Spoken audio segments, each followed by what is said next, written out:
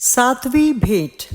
परस्पर सत्संग में अब चक्रपाणि तथा नारायणी के साथ विलास भी प्रायः उपस्थित रहने लगा था। विलास को तो जैसे अब यही काम रह गया था। अपने व्यापार में भी उसके व्यवहार में बहुत बदलाव आता जा रहा था। आश्रम जाने का चाव भी विलास में किसी से कम नहीं था। जब वह आश्रम पर जा रहा था तो उसके पांव अपने आप उठ रहे थे, जैसे हवा में उड़ रहे हों।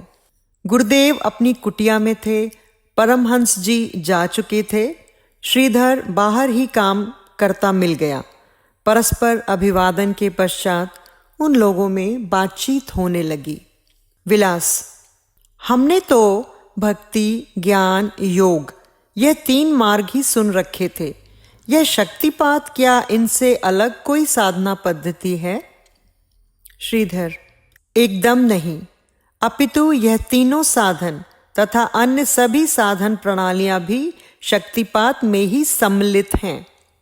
जब तक शक्ति की जागृति नहीं होती तभी तक यह भिन्न भिन्न प्रणालियां हैं, अर्थात यह सभी मार्ग प्रयत्न साध्य हैं।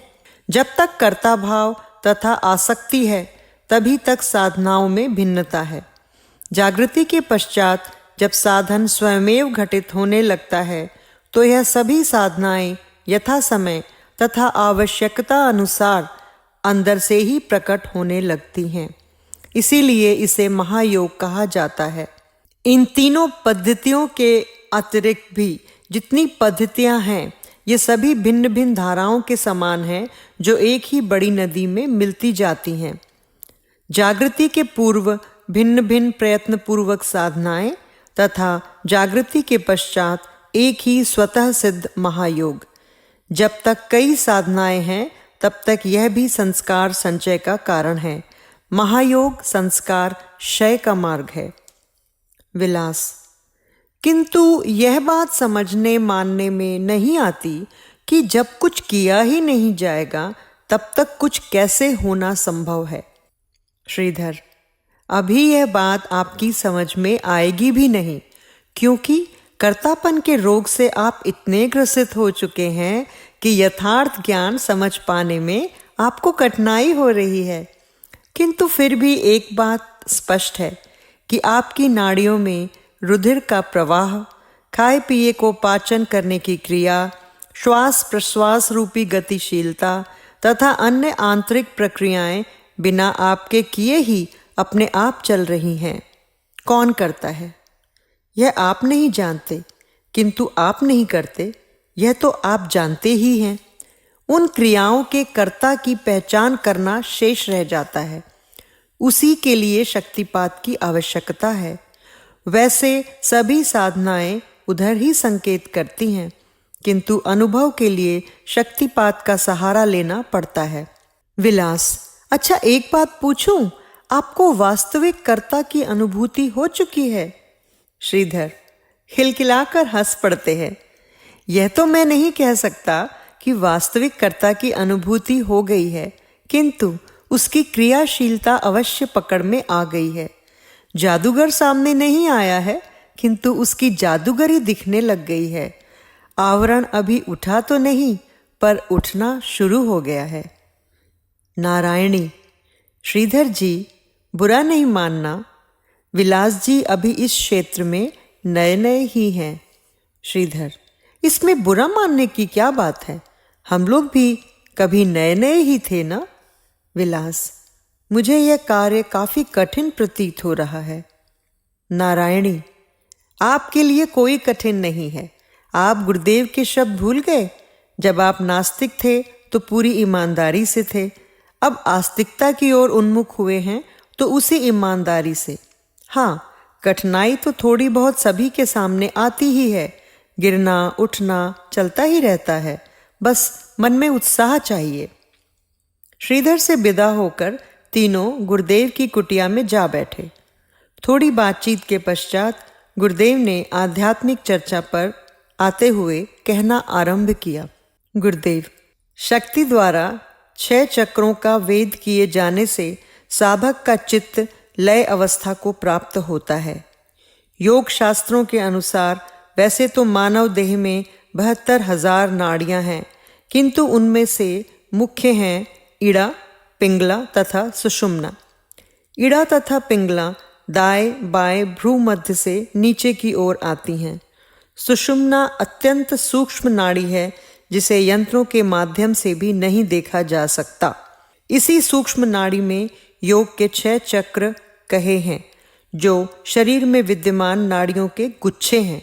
इन्हीं चक्रों पर सुषुम्ना के अंदर क्रियाएं होती हैं जिनकी अनुभूति स्थूल शरीर पर भी होती है तथा सुषुम्ना के अंदर भी। इन चक्रों में से आर पार छेद करके आगे निकल जाने को चक्रों का वेद कहा जाता है। शक्ति सुषुम्ना में प्रवेश के पश्चात ऊपर आत्माभिमुखी चढ़ती हुई इनका वेद करती जाती है। नारायणी, किंतु आपने यह तो बताया ही नहीं कि शक्ति सुषुम्ना में कैसे प्रवेश करती है। गुरुदेव, शक्ति की जागृति तथा सुषुम्ना प्रवेश एक ही बात है। प्राणायाम के अभ्यासी इड़ा पिंगला के अंदर प्रवाहित प्राणवायु को मूलाधार पर एक साथ रोककर मंत्र शक्ति के माध्यम से सुषुम्ना में प्रवेश करवाने का यत्न करते हैं। सभी साधनाएं इसी लक्ष्य की प्राप्ति के लिए ही हैं। इस शक्ति के सुषुम्ना प्रवेश का सरलतम उपाय शक्तिपात है, जिसका फल तत्काल प्रकट हो जाता है। नारायणी, क्या जागृति मूलाधार चक्र से ही होती है? गुरुदेव, नहीं, जागृति किसी भी चक्र से हो सकती है, किंतु जागृति की अनुभूति मूलाधार चक्र पर ही होती है। जागृति होने पर जो क्रियाएं आरंभ होती हैं वह किसी भी चक्र पर शुरू हो सकती हैं। नारायणी, शक्ति को कुंडलिनी क्यों कहा गया? गुरुदेव, शरीर में शक्ति के जितने स्तर तथा क्रियाएं निश्चित किए गए तथा विभाजित किए गए हैं, उनमें से कोई भी ऐसा नहीं है जो शक्ति के बाकी बचे हुए स्वरूप को प्रकट कर सके। जैसे चैतन्य सर्वव्यापकता, चेतनता, प्रकाश आदि गुणों को दर्शाता है। चेतना स्तर इंद्रियों को क्रियाशील बनाता है, प्राण ऊपर उठता है तथा अपान नीचे दबाता है आदि, किंतु कोई भी स्तर तथा अथवा विभाग शक्ति की नित्य पूर्णता, उसके प्रत्येक अंश की पूर्णता का गुण नहीं दर्शाता। व्यष्टि तथा समष्टि दोनों स्तरों पर यह प्रश्न ऋषियों तथा विद्वानों के सामने था कि शक्ति कुछ भी उपजा बना दिखाकर समाप्त नहीं हो जाती। सब कुछ करने के पश्चात भी सब कुछ करने की क्षमता बची रहती है। शक्ति का प्रत्येक अंश कितनी भी सृष्टियों का निर्माण करता है। देह निर्माण के पश्चात भी अनेकानेक देहों को प्रकट कर सकता है। अतः समष्टि स्तर पर शेषनाग तथा व्यष्टि स्तर पर कुंडलिनी की प्रतीकात्मक कल्पना की गई, जो ब्रह्मांडों तथा पिंडों का निर्माण भी करती है तथा उसे धारण भी।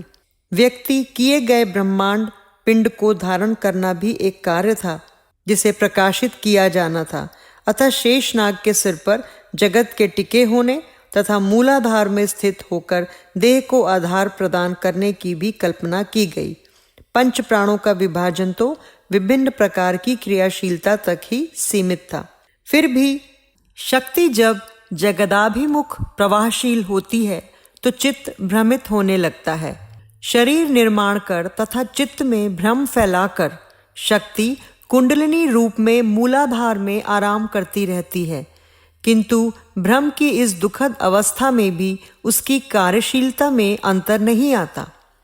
जीव के सामने से आत्मा का प्रकाश माया के 3 गुणों के आवरण में दब कर रह जाता है, जिसे कुंडलिनी 3 कुंडल मारे तथा मुंह को कुंडल में दबाए हुए प्रतीक रूप में दिखाया जाता है। शक्ति के प्रसव क्रम में प्रवाहित होने को ही भ्रम का कारण कहा गया है। अब शक्ति के प्रति प्रसव क्रम में जागृत होकर क्रियाशील होने, संस्कारों तथा वासनाओं का क्षय करने, माया के आवरणों को उतारने पर ही भ्रम का निवारण आधारित है। शक्ति की यह क्रियाशीलता सुषुम्नागत 6 चक्रों के आधार पर प्रकट होती है। इन क्रियाओं के माध्यम से कुंडलिनी चक्रों का भेदन करती आत्मा की ओर बढ़ती है। कुंडलिनी एक पारिभाषिक औपचारिक प्रयोग है जिसे केवल शाब्दिक अर्थ में ही ग्रहण कर लेना चाहिए। शरीर के अंदर कुंडल मारे कोई सर्पिणी नहीं बैठी है। यह तो माया के 3 गुणों के आवरण ओढ़े आत्मज्ञान को अंदर समेटे तथा जीव को भ्रमित किए शक्ति की प्रतीकात्मक व्याख्या है। नारायणी, क्या आत्मज्ञान के लिए इन चक्रों का भेदन करना आवश्यक है? गुरुदेव, संस्कारों वासनाओं का क्षय आवश्यक है। उसी के लिए शुद्धिकरण की आंतरिक क्रियाएं होती हैं जो चक्रों के आधार पर अनुभव होती हैं। इसी को चक्र भेदन कहा जाता है।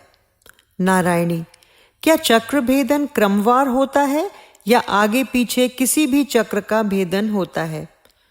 गुरुदेव, हठ योग में क्रमिक विकास या भेदन का संकेत मिलता है, किंतु शक्तिपात साधन प्रणाली में सभी चक्र एक साथ क्रियाशील होते देखे जाते हैं। अभी मणिपुर पर क्रियाएं हो रही हैं तो अगले ही क्षण विशुद्ध चक्र पर, फिर अनाहत चक्र पर, एक साथ 2 या अधिक चक्रों पर भी क्रियाएं होते देखा जा सकता है।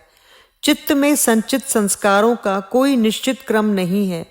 शुभाशुभ संस्कार परस्पर मिले जुले हैं, इसलिए चक्रों पर क्रियाशीलता का क्रम नहीं है। संस्कारों की स्थिति को देखते हुए क्रमिक भेदन की बात समझ में नहीं आती। नारायणी, चक्र भेदन का चित्त की लय अवस्था से क्या संबंध है? गुरुदेव, चक्र भेदन का अर्थ संस्कारों तथा वासनाओं का क्षय होना है, जिसके साथ चंचलता समाप्त होती जाती है तथा एकाग्रावस्था उदय होती जाती है। वास्तव में क्रियाएं चित्त में घटित होती हैं जिनकी अनुभूति चक्रों पर होती है। इसीलिए चक्र भेदन के साथ लयावस्था को जोड़ा गया है। किसी विषय पर चित्त का एकाग्र होकर तदाकार हो जाना ही लयावस्था है। विलास, गुरुदेव, सुनने में ऐसा लगता है कि ये किसी दूसरी दुनिया की बातें हो रही हैं। गुरुदेव, दूसरी और तीसरी दुनिया सब मन की कल्पनाएं हैं। हाँ, इन्हें अंदर की दुनिया की बातें कह सकते हैं। दृश्यमान जगत की अपेक्षा भी कहीं बड़ा अंदर में एक और जगत है तथा उस जगत के अंदर उससे भी कहीं बड़ा एक और जगत है। यह उत्तरोत्तर सूक्ष्म होते जाते हैं। अभी तुम अंतर के प्रथम जगत की ही बातें सुन रहे हो तथा आश्चर्यचकित हो रहे हो। इस जगत में तुम्हारे अंतर के संस्कार, मानसिक संकल्प, विकल्प तथा वृत्तियां, अंतर में घटित होने वाली क्रियाएं हैं। कहीं भ्रम है तो कहीं विश्वास। काम, क्रोध, लोभ, दया, करुणा, उदारता आदि भाव हैं। यह सब खेल तुम्हारी अंदर की दुनिया में ही खेला जा रहा है, जिसका प्रतिबिंब दृश्यमान जगत में पड़ता है।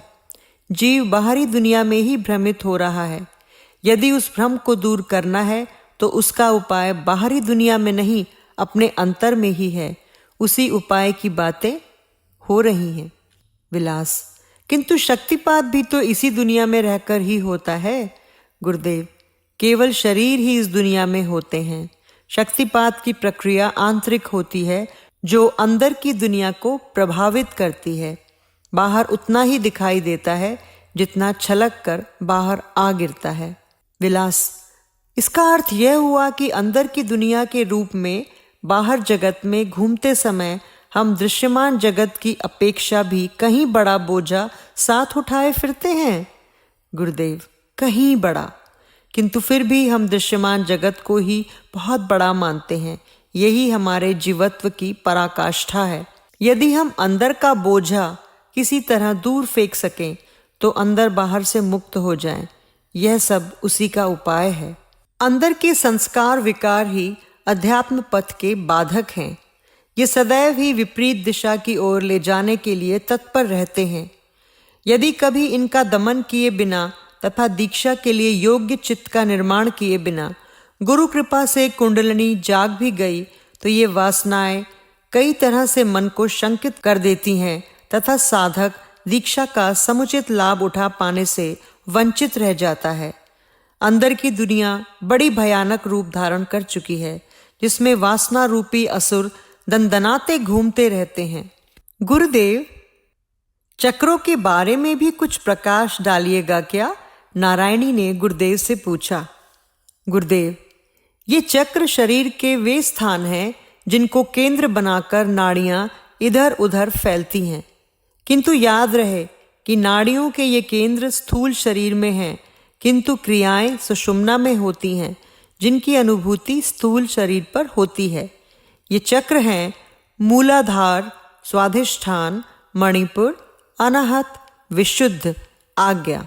इनके स्थान इस प्रकार हैं: गुदा, उपस्थ, नाभि, हृदय, कंठ तथा भ्रूमध्य।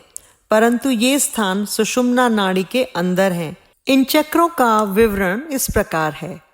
मूलाधार अर्थात कुंडलिनी शक्ति का आधार होने से मूल आधार अथवा आधार चक्र कहा जाता है। स्वाधिष्ठान कुंडलिनी जागृत होकर अपने घर अर्थात स्व अधिष्ठान में आ जाती है। अनाहत शब्द ब्रह्म ही सदा शिव है, यहाँ वही शब्द है।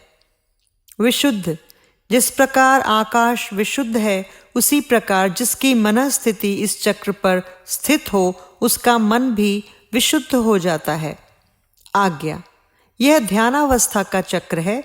यहाँ पहुंचकर साधक का चित्त चंचलता त्याग देता है।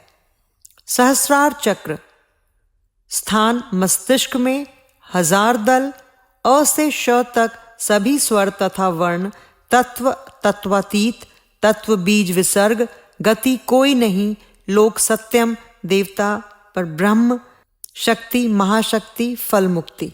सुषुम्ना यह एक अत्यंत सूक्ष्म नाड़ी जो मेरुदंड के अंदर गुथी हुई मूलाधार से ऊपर तक चली गई है। इसके अंदर इससे भी अधिक सूक्ष्म एक और नाड़ी व्रजा है। व्रजा के अंदर चित्रा नाड़ी है तथा चित्रा नाड़ी के अंदर ब्रह्म नाड़ी है।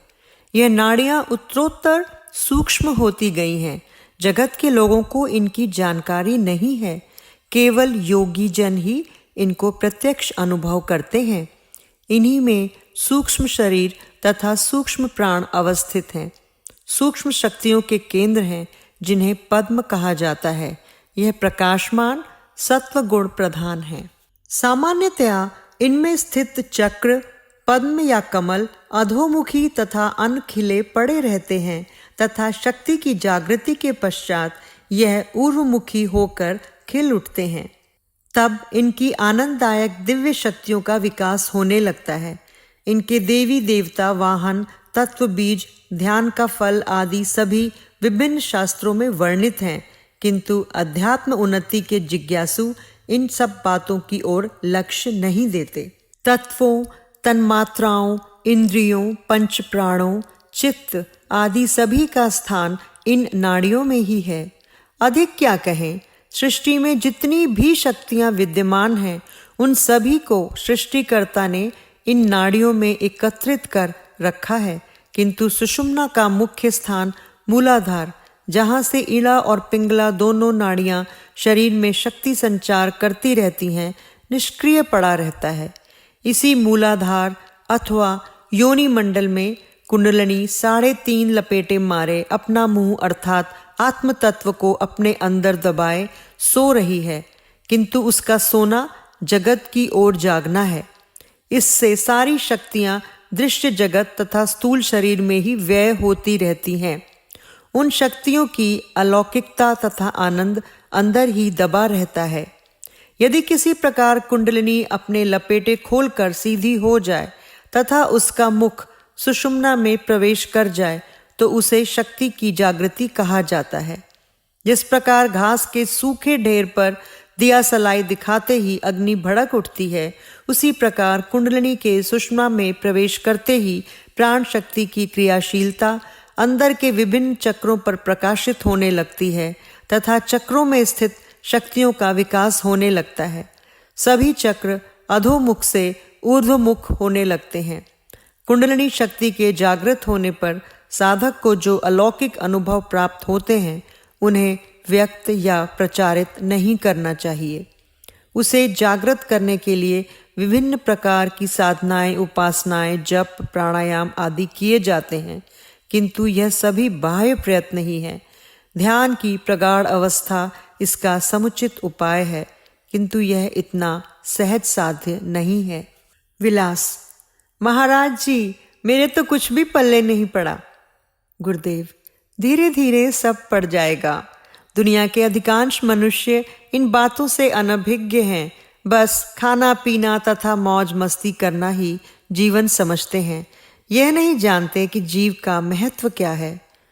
नारायणी, जब शक्ति जागृत होती है तो सबसे पहले क्या होता है? गुरुदेव, यह तो विभिन्न साधकों का अपना अपना अनुभव है, किंतु शक्ति जागकर सबसे पहले अपने घर मतलब स्वाधिष्ठान में आ जाती है।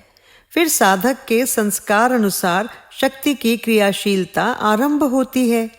यदि किसी के भक्ति के संस्कार हैं तो वह भाव विहल होकर कीर्तन तथा प्रभु के चरणों में प्रेम, प्रार्थना इत्यादि आरंभ हो जाते हैं। किसी के मंत्र जप के संस्कार हैं तो विभिन्न मंत्रों का प्रकटीकरण अजपा जप होने लगता है। हठ योग के संस्कार हैं तो कई प्रकार के आसन, बंध, मुद्राएं तथा प्राणायाम की क्रियाएं होने लगती हैं। ध्यान के संस्कार हुए तो कई प्रकार के ध्येय विषय सामने प्रकट होने लगते हैं तथा उन पर स्वतः ही ध्यान भी लगने लगता है। यदि पूर्व भूमिका ज्ञान की उदय हो गई तो कई प्रकार के ज्ञानात्मक प्रश्न उसका समाधान अंतर से ही उदय होने लग जाता है।